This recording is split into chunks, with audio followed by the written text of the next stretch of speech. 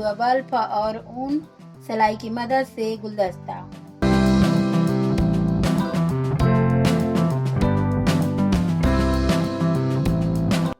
सबसे पहले फंदे बनाएंगे, 20 फंदे बनाएंगे।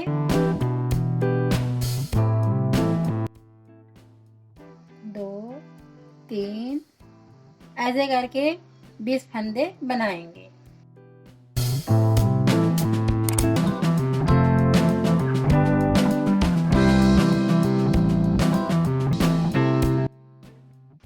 ऐसे दूसरे फंदे में जोड़, ये हमारा 2 फंदा हो गया।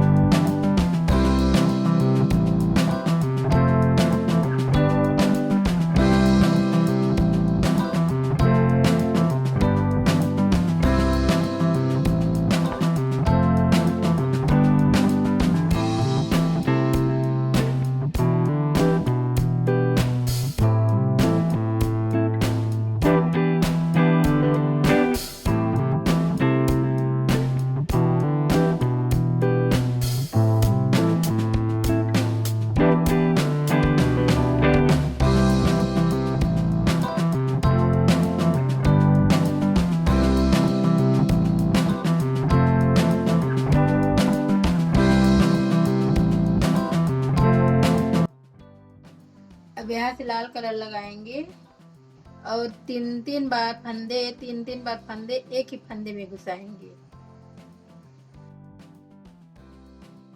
इससे इनका चुन्नट बनेगा और अच्छा दिखेगा।